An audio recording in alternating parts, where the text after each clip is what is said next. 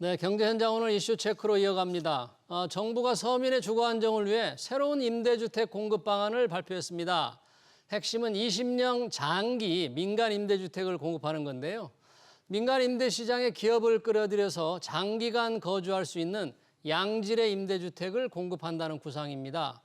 임대료 규제도 완화하겠다는 계획인데 임대 시장에 어떤 변화를 가져올지, 혹시 월세만 올라가지는 않을지 김인만 부동산 경제공상 모시고 자세한 얘기 들어보겠습니다. 소장님 어서 오세요. 안녕하세요. 네, 기업이 운영하는 20년 장기 임대주택을 대규모로 공급하겠다. 10만 원을 공급하겠다고 그러는데 이게 네네. 장기 임대주택이라는 게 어떤 임대주택을 구상하는 거죠? 일단 우리나라의 그 임대 시장을 보게 되면 민간과 공공으로 좀 나눠져 있습니다. 민간이라고 한다면 이제 저 같은 우리 개인들이 이제 임대 사업자 등록을 해서 이렇게 전세나 월세로 임대를 하는 구조고요. 이제 공공 같은 경우는 뭐 LH, 또 서울 같은 경우는 SH공사에서 뭐 영구 임대나 국민주택들을 이렇게 공급하는 두 가지 축이 있었는데 최근에 공급 물량이 많이 줄어들었죠. 공급 물량이 계속 줄어들고 건축비도 올라가고, 또 민간 같은 경우는 이제 역전세, 깡통 전세, 전세 사기, 믿지 못하는, 신뢰가 무너지게 되면서 많은 분들이 아파트 시장으로 눈을 돌리게 되고, 공공 아니면 민간은 못 믿겠다라는 또 그런 현상들이 발생하고 있기 때문에 정부에서 대안으로 찾은 게 이제 기업입니다.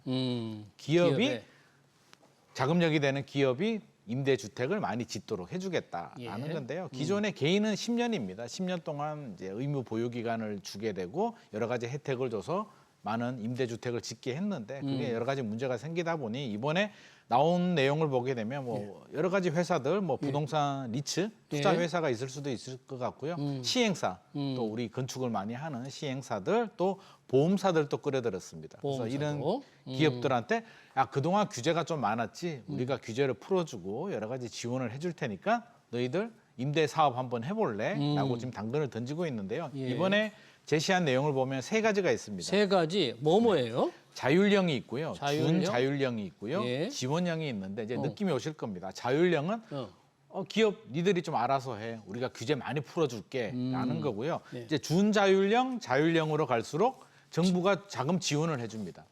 지원해주는 만큼 혜택도 줄여주겠다. 줄이겠다는 거죠. 줄이겠다. 네. 그래서 알아서 선택을 해라는 건데 그럼 이걸 이해를 하려면 현재 적용되는 규제를 좀 알아야 됩니다. 지금의 규제는 어떤 거예요? 규제가 이제 여러 가가 있는데요. 먼저 주택임대차 보호법을 보게 되면 2+2 우리 계약갱신 청구가 있고요. 5+5% 상한 요율. 요거는 주택임대차 보호법이 적용이 됩니다. 나머지는 민간임대법인데요. 임대 보증 그 사업자가 하게 되면 의무적으로 보증보험을 가입을 해야 됩니다. 보증보험 가입해야 되고요. 신고도 해야 됩니다. 임대 계약을 하게 되면 신고를 해야 되는데 요 두 가지 조항에 대해서는, 그러니까 2+2 계약갱신 청구하고요. 신고, 보증보험 가입은 정부가 양보하지 않았습니다. 요거는 다 적용이 되고요. 자율령, 준자율령, 기업형 모두 다 요거는 지켜달라. 최소한 요거는 지켜달라는 거고요. 나머지 이제 규제에 대해서 하나씩 설명을 드리면 임대료 상승률 CPI, 그러니까 소비자 물가지수와 연동하는 부분, 그리고 임차인, 그러니까 세입자들 대표 회의를 협의를 의무화하는 부분, 그리고 임차인 변경 시에도 임차인이 이제 나가고 새로운 임차인이 들어왔을 때도 기존에 있는 요율을 그대로 적용을 하게 됩니다. 낮은 요율을 그대로 적용하는 규제가 있었는데 요 세 규제는 모두 다 풀어줍니다. 그러면 임차인이 바뀌면 월세를 더 받을 시세에 수가 있습니다. 맞게 시세만큼 받을 수가 받을 수 있다 이런 얘기네요. 이거는 자율령, 준자율령, 지원형 모두 다 폐지입니다. 그래서 요거까지는 폐지. 앞서서 말한 제가 2+2하고 보증보험 의무적으로 가입하는 건 의무적으로 해야 되고요. 그럼 남은 규제가 이제 세 가지가 있는데 이 두 가지가 있죠. 이 두 가지 가지고 이제 자율령, 준자율령, 지원령이 결정이 되는데 이게 뭐냐면 임대 기간 동안, 그러니까 우리가 주택임대차 보호법은 2+2 한 번만 사용하잖아요. 그렇죠. 의무 임대 보유 기간 동안 임대 사업자가 할 때에는 계속 집주인은 올리지 못합니다. 5%밖에는 못 올리는 거예요. 5%만? 그 규제가 하나 있고요. 초기 임대료, 처음 임대료 정할 때 시세의 95% 넘지 95%. 못하게 하는 이 두 가지 규제에 대해서 자율령 같은 경우는 니들이 알아서 하는데 요거는 다 우리가 풀어주겠다. 자율령은 전부 풀어주고. 그렇죠. 그러면 임대 기간 동안 5%로 제한되던 걸 한 번은 최초 한 번은 5%고 그 다음부터는 올릴 수 있게 해주겠다라는 네. 내용이 들어가 있고요. 준자율형 같은 경우는 요거는 우리가 양보를 안 하겠다. 그리고 지원형 같은 경우는 이 두 가지 다 규제 그대로 적용하겠다. 그러면 그런 규제가 조금 남아 있게 되면 정부의 어떤 혜택이 좀 혜택이 들어갑니까? 더 많아요. 돈을 많이 지원할수록 정부가? 규제를 남겨두는 거고요. 예. 우리가 혜택을 많이 주지 않으면 자금 지원을 하지 않으면 최소 규제 2+2하고 그 의무 보유 기간 그 보증보험 가입만 지켜주면 나머지 규제는 다 풀어주겠다라는 내용. 그러네요. 임대료 규제가 조금 이제 풀어지는 거니까 네네. 상당한 변화인데 관련해서 임대사업자들의 물리는 세금 규제도 조금 완화하겠다는데 세금은 지금은 어떤데 어떻게 바꾼다는 거예요? 세금 지금 굉장히 무겁죠. 예. 취득세, 중과세 12% 중과세 적용이 되고요. 12%. 네네. 그리고 종합부동산세 지금 합산 적용이 됩니다. 그리고 법인세 추가 20% 적용이 되고 있는데 이런 부분은 다 빼주겠다. 아 이건 다 빼주겠다. 이게 기존의 개인 이 세 가지 임대사업자들 모두 빠집니까? 네네네. 어. 개인 임대사업자들도 이걸 지금 계속 주장을 하고 있는데 우리가 주택 공급을 하려고 하는데 규제가 너무 많다. 취득세 12% 내고 법인세 추가로 20% 내고 누가 사업을 하겠느냐. 제발 좀 풀어달라라고 계속 목소리를 내고 있었는데 이번 기업형 민간 임대 주택에 대해서는 이 부분을 배제시켜 주겠다라고 발표를 했습니다. 얼핏 듣기에 새로 하는 기업형 임대주택에 대해서 이렇게 세제 혜택을 주면 기존에 하고 있는 소규모의 임대업자들, 민간인 임대업자들이 굉장히 많은데 네네. 그분들도 법인 형태로 하는 분이 있을 텐데 이런 요구를 할 수도 있겠네요.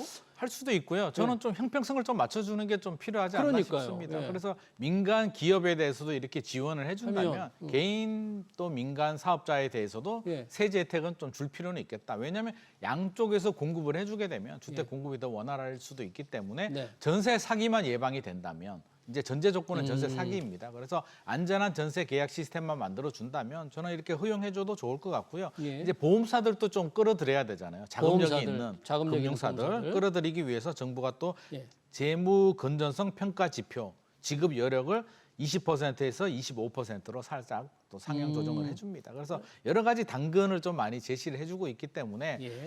결국 공은 이제 또 기업들한테 넘어갔습니다. 우리가 이렇게 해주는데 니들 한번 해볼래?라고 이제 공을 던진 상황입니다. 그러면 그런 장기 임대주택 사업을 할 만한 주체는 지금 아까 보험사 잠깐 말씀하셨는데 네. 어떤 것들이 이렇게 관심을 가질 수 있을까요? 한다면? 일단 지금 상태를 보게 되면 네. 뭐 여러 가지 기업들이 나올 수가 있는데요. 일단 뭐 보험사들한테는 일단 공을 던진 부분이고 보험사들 돈이 좀 보험사들은 많으니까. 이제 돈이 많으니까 네. 던졌는데 우리나라에서 이제 어느 정도의 금융감독원이라든지 사실 관치가 좀 남아 있거든요. 그래서 공을 던졌기 때문에 제가 볼 때는 완전 무시하기는 현실적으로 좀 어려울 것 같고요.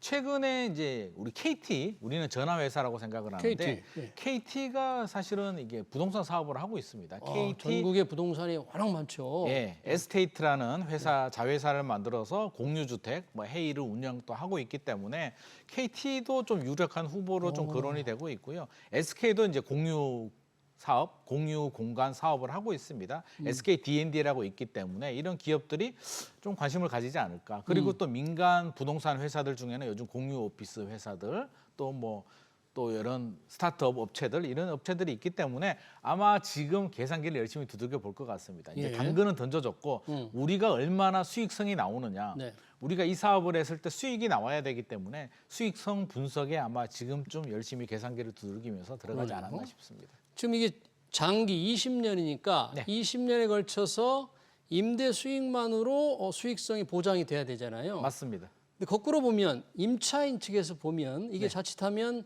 아까 임대료 규제를 완화하고 시세만큼 올릴 수 있는 일부 자유령 같은 게 허용이 된다면 야 그럼 월세만 결국 올라가서 아주 고가 월세만 나오는 건 아닌가 하는 그런 걱정도 좀 되는데 어떨까요? 사실 걱정이 되는 부분이고요. 우리가 이제 그동안에 임대 사업이라고 한다면 LH든 SH든 공공이 하는 사업은 일단 굉장히 시세보다 저렴하게 나왔습니다. 예. 그리고 여러 가지 뭐 임대료 상한 제한이라든지 민간 개인이 하는데도 여러 가지 규제들이 있었기 때문에 일단 임대 사업 물량에 들어가게 되면 좀 굉장히 혜택을 좀 많이 받는데 이번에 규제를 풀어준다는 얘기는 반대로 해석하게 보면 우리 세입자들한테는 또 혜택이 또 줄어드는 문제가 생길 수도 있는데 아마 정부는 그렇게 생각한 것 같습니다. 지금 공급 물량이 부족하기 때문에 전세 가격, 매매 가격이 올라간다면 좀 양보를 하더라도 세입자의 혜택이 줄어들더라도 공급 물량이 늘어나는 게 상대적으로 실보다는 득이 더 많다라고 판단을 한 것 같습니다. 예. 우리의 경우에는 이런 기업이 장기 임대주택의 거의 없잖아요. 민간 네네. 임대 소규모 이제 좀 생소하죠. 임대가 많은데 일본은 이 기업이 운영하는 게 굉장히 많다면서요. 일본 임대 시장은 우리와 어떻게 다른가요? 뭐 미국이든 일본이든 굉장히 활성화되어 있는데요. 제가 일본에 가보면서 좀 놀랐던 게 이제 일본 뭐 큰 건물이나 이렇게 임대 주택들을 보면 예. 입구에 우리는 이제 그 주소지 뭐 이렇게 붙어 있잖아요. 몇 번지가 붙어 있는데 어떤 회사 이름 같은 게 이렇게 붙어져 있더라고요. 그래서 제가 물어봤거든요. 가이드한테 이게 도대체 뭐냐라고 하니까 임대 회사, 임대 관리 회사의 자기 브랜드를 그 건물 앞에 붙여뒀습니다. 임대인 주소. 네네. 임대인. 그래서 예. 굉장히 활성화가 좀 많이 되어 있는데 예. 일본의 뭐 대표적으로 뭐 건축회사 다이와 하우스라는 게 있는데 자회사인 다이와 리빙을 통해서 1989년도에 설립이 됐고요. 지금 예. 68만 가구 정도 전국적으로. 와, 68만 가구나. 68만 가구면 굉장히 많은 숫자인데 예. 이렇게 대형 기업들이 이렇게 임대주택을 운영을 하고 있고요. 일본은 개인보다는 대부분 이렇게 기업들이 운영을 하고 있기 때문에 뭐 전세 사기라든지 이런 우려는 상당히 적은 상황입니다. 그럼 일본처럼 우리도 이제 이런 민간의 장기 임대가 활성화된다면 결국은 임대차 시장이 이 전세 시장에서 이제 월세 시장으로 확 바뀌는 계기가 되지 않을까요? 저는 그렇게 생각을 합니다. 이게 사실 전세 제도 같은 경우는 굉장히 좀 불안정한 제도입니다. 개인과 개인 간의 어떤 채권 계약을 통해서 그동안에는 신뢰가 바탕이 됐습니다만 최근에 금리가 올라가게 되면서 이제 역전세, 깡통전세 신뢰가 무너졌기 때문에 대부분 선진국들은 다 월세죠. 사실 전세 제도가 없는 제도이기 때문에 우리나라도 이제 선진국 대열에 들어갔기 때문에 자연스럽게 아마 월세 시대로 가는 전환점이 될 것 같고요. 그렇다고 해서 단기간에 뭐 전세가 사라지지는 않을 겁니다. 예. 공존은 하지만 월세로 가는 속도는 더 가팔라질 수 있다라고 말씀드릴 수 있습니다.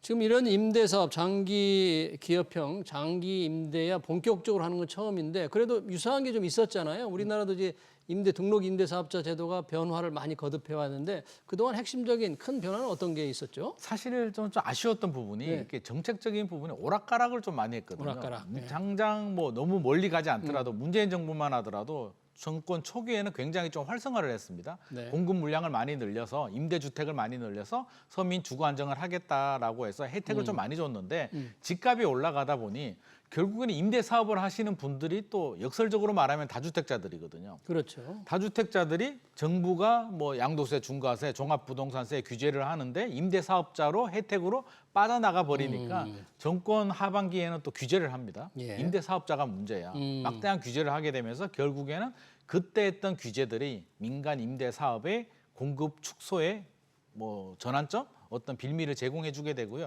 이제 와서 부랴부랴 지금 다시 또 이제 기업들한테 손을 벌려서 이렇게 한다라고 하는데 아마 많은 기업들은 이런 부분을 걱정할 것 같습니다. 어떤 걸요? 지금은 장려를 해서 공급을 많이 늘리는데 이렇게 하다가 또 집값이 다시 올라가게 되면 기업들 니들이 집을 많이 사서 이렇게 집값이 올라간 거 아닌가. 예. 다시 또 규제로 또 전환될 일관성 없는 정책을 사실은 저도 걱정이 되고요. 예. 또 많은 기업들은 걱정을 하고 있기 때문에 예. 믿음을 줄 수 있는 일관성 있는 정책이 지금이라도 좀 자리를 잡아야 되지 않나 생각을 합니다. 그런데 우리나라도 이제 등록 임대사업자 제도가 변화를 좀 오락가락했다는 지적을 해주셨는데 이렇게 기업에 참여하는 기업의 수익성을 보장해 둔다는 얘기는 또 거꾸로 보면 안전하게 장사할 수 있게 기업들한테 새로운 수익원을 보장해 주는 거 아니냐. 네. 또 그 수익원이 그 자금이 뭐 펀드일 수도 여러 가지가 있을 수 있잖아요. 네네네. 그런 데 대한 지적, 비판, 걱정도 좀 나올 것 같아요, 이제 앞으로. 나올 수도 있죠. 예. 사실은 우리는 그동안에 굉장히 좀 저렴한 예. 5% 상한 제한이 걸리게 되고 또 LH든 공공이 하게 되면 뭐 절대적인 가격 자체가 낮았기 때문에 거기 익숙해져 있는데 민간 기업이 하게 되면 거의 시세에 비슷하게 받을 거거든요. 그러면 여러 가지 비판의 목소리들 결국 정부가 민간 기업들 배불리는 거 아니냐라는 비판의 목소리가 나올 수 있는데 공급 확대가 우선이냐 공급 확대. 이게 또 민간 기업들의 수익이 우선이냐를 가지고 앞으로도 많은 논쟁과 이슈가 될 것 같습니다. 그러네요. 시작에 앞서서 정말 짜임새끼 좀 해야 될 텐데 이게 또 법이 고쳐져야 되니까 그렇잖아요. 야당이 좀 호응을 해줘야만 되는 거잖아요. 결국에는 이제 우리가 이렇게 이야기를 했지만 결국에는 또 국회로 공이 넘어가게 되는데 이게 굉장히 좀 핵심 논쟁이 있는 부분이고요. 앞서서 말씀하신 것처럼 기업들한테 과도한 이익을 가게 되고 세입자들이 돈을 더 지불해야 될 수도 있기 때문에 야당의 반대의 목소리가 저는 당연히 나올 것 같습니다. 그렇게 되면 지금까지 나온 내용 중에 상당 부분은 또 수정, 변경이 있을 수도 있어서 예. 일단 국회 통과 상황 우리 좀 지켜봐야 될 것 같습니다. 네. 덧붙여서 전세 시장 잠깐 요즘 가계대출 억제 워낙에 관심이 많아서 한 가지 좀 여쭤보고 싶은데 왜 금융당국의 지금 억제로 갭 투자에 이용될 수 있는 전세 대출을 은행들이 막았잖아요. 네네. 이게 상당히 좀 대상자들이 많을까요? 이 영향을 좀 받을까요? 어떻습니까? 영향 받고 있습니다. 지금 어, 벌써부터 그래요? 받고 있는데요. 어. 제가 어제 만나본 사례도 예. 지금 전세 계약을 했습니다. 전세 계약을 하고 은행 가서 이제 자서까지 했습니다. 예. 대출 자서를 했는데 이제 잔금이 다 됐는데 은행에서 대출 안 된다. 안 된다. 정부 아. 방침에 따라서 정부가 갭 투기 방지를 위해서 잔금일에 전세 대출까지 날짜가 같은 대출은 지금 다 막아버렸거든요. 그러니까 이분은 계약자는 책임을 져야 되는데 계약에 대한 책임을 져야 되는데 믿었던 은행이 해주겠다 자서까지 했음에도 불구하고 지금 못 해주겠다고 하니까 예. 소송도 불사하겠다 이렇게 나오고 있는데 야. 이런 사례들이 지금 곳곳에서 발생을 하고 있어서 시장은 상당히 혼란스러운 상황이고요. 예.